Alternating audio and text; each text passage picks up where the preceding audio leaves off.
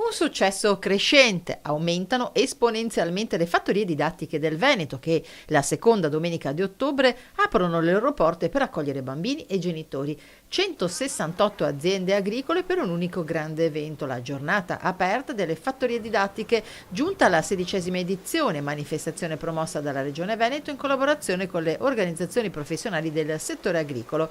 Una giornata diversa, dalla quale si torna a casa con molte conoscenze, fornite però in maniera giocosa e divertente da dei professionisti del mestiere. Un successo di numeri che così spiega l'assessore al turismo del Veneto Federico Caner, anche lui la scoperta di una delle primissime fattorie didattiche del Veneto, la Storione del Sile a Quinto di Treviso.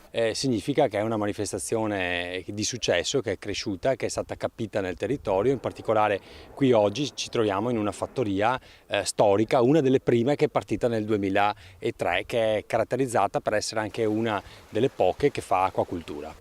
Tra l'altro qui c'è molto lavoro dietro, perché chi aderisce al progetto ha dietro ore di formazione, ma soprattutto la passione per questo mondo, la volontà di trasmetterla ai più piccoli. Sì, sono persone che non solo pensano al proprio lavoro, ma innanzitutto si sono formate, quindi si sono dedicate anche un po' agli altri e a loro stessi. E la cosa positiva è che adesso sono pronti ad accogliere famiglie, accogliere bambini, accogliere anche turisti in determinati casi, per insegnare loro quella che è la vita a contatto con la natura, quindi quella che è l'educazione alimentare, per esempio, l'educazione ambientale, che è fondamentale, e poi anche la ricettività turistica in certi casi. E poi ci sono dei legami forti con il mondo della scuola, no? Questo è un percorso, perché noi vediamo questa giornata, la giornata aperta, però poi il lavoro va avanti tutto l'anno con il coinvolgimento delle scuole, quindi degli insegnanti. Sì, questo è un lavoro importante che fa anche la nostra direzione a livello regionale, di contatto sempre con le scuole, con gli insegnanti, e quindi fare quella che è un'educazione didattica sul territorio.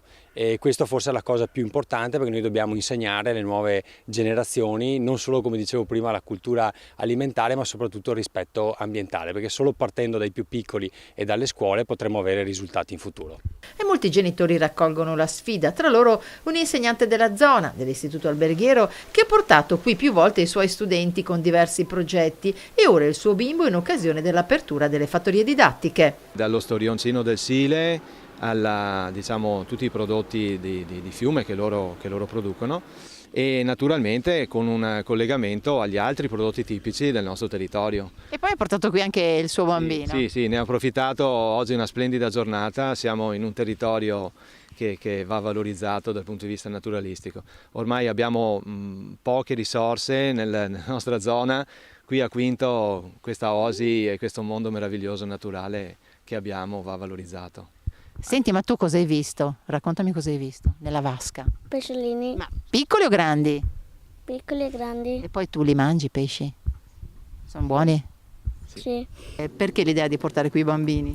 Beh, per farli conoscere un po', intanto per farli stare un po' in natura e poi per farli conoscere anche i pesci. Di solito sono abituati ad andare in fattoria, almeno conoscono un po' il pesce, i pesci, poi è stato interessante conoscere la vita dello storione, poi gli servirà anche per scuola. Prima ho visto un bel posto, tanta natura,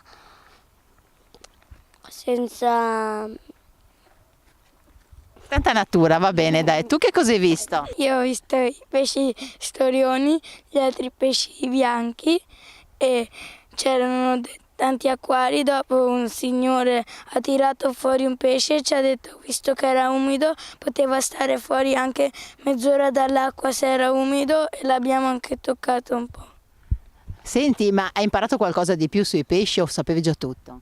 No, ho imparato che se metti come si dice, uno storione insieme alle trote, le trote vanno su e prendono il cibo al posto dello storione, mentre lo storione sta giù. Tu il pesce lo mangi anche? Sì, qualche volta. E quello storione te lo immaginavi così? No. Lei diceva poco fa, non sono un professore, sono una contadina. Perché io devo parlare di quello che so fare e quindi conoscere i pesci, l'ambiente del Sile, da quando ci vivo e da quando coltivo questo lavoro, e per trasmetterlo meglio ai bimbi, alle famiglie, alle scuole che vengono. In fondo quello vogliono sentire da me, il contatto, le mie conoscenze e come sviluppo questa attività. Si sorprendono di cosa di solito i bambini? Si sorprendono innanzitutto della vastità, dopo di poter io con i pesci un po' parlarci, perché mi vedono che è un po' un collegamento, no? C'è un contatto tra di noi e questo non lo capiscono perché appunto pensano i pesci non parlano, ma tu di loro sai capire, interpretare se hanno fame, se stanno bene, se sono cresciuti bene, e quello per loro è una meraviglia, insomma.